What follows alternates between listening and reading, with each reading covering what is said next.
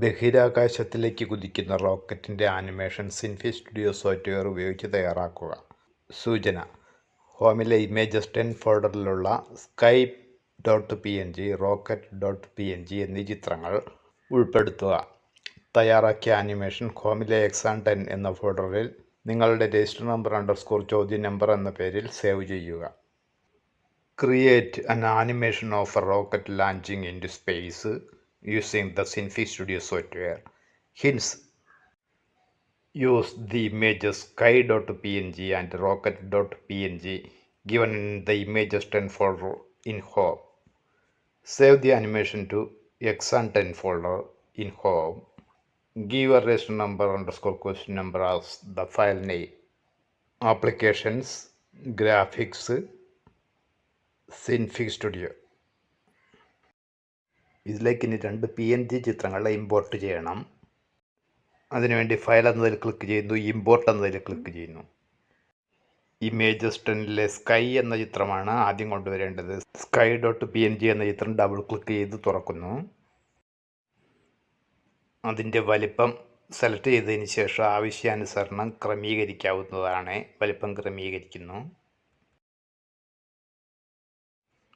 ഇനി ഇതിലേക്ക് റോക്കറ്റിൻ്റെ PNG ചിത്രം കൊണ്ടുവരണം. അതിനുവേണ്ടി ഫയൽ എന്നതിൽ ക്ലിക്ക് ചെയ്യുന്നു, ഇമ്പോർട്ട് എന്നതിൽ ക്ലിക്ക് ചെയ്യുന്നു.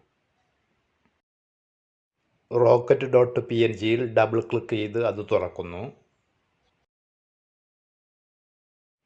റോക്കറ്റിനെ ചെറുതാക്കുവാൻ വേണ്ടി റോക്കറ്റ് സെലക്ട് ചെയ്യുന്നു. അതിനെ ഇതുപോലെ ചെറുതാക്കുന്നു. വലിപ്പം ക്രമീകരിച്ചതിന് ശേഷം റോക്കറ്റിനെ താഴേക്ക് കൊണ്ടുവരുന്നു.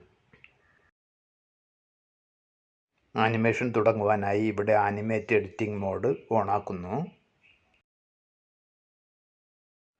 ഇനി ഇവിടെ 120 എന്ന് ടൈപ്പ് ചെയ്തതിന് ശേഷം എൻ്റർ കീയിൽ അമർത്തുന്നു. 120ാമത്തെ ഫ്രെയിമിൽ റോക്കറ്റിൻ്റെ സ്ഥാനം മാറ്റുന്നു. മുകളിലേക്ക് അതിനെ നീക്കി വെക്കുന്നു.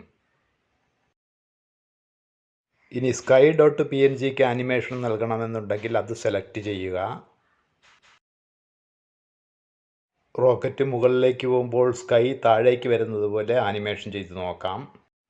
അതിനായി sky.png എന്ന ചിത്രത്തെ താഴേക്ക് കൊണ്ടുവരുന്നു.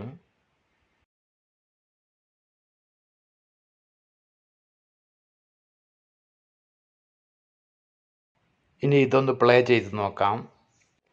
ആദ്യത്തെ ഫ്രെയിമിലേക്ക് പോയി. ഇനി പ്ലേ ബട്ടണിൽ ക്ലിക്ക് ചെയ്തുകൊണ്ട് ആനിമേഷൻ കാണുന്നു.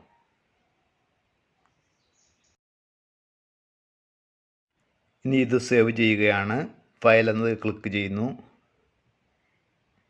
സേവ് എന്നതിൽ ക്ലിക്ക് ചെയ്യുന്നു.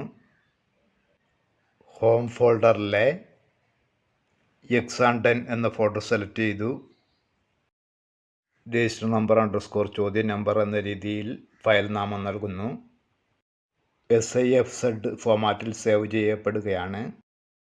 ഇവിടെ സേവ് എന്നതിൽ ക്ലിക്ക് ചെയ്ത് ഫയൽ സേവ് ചെയ്യുന്നു.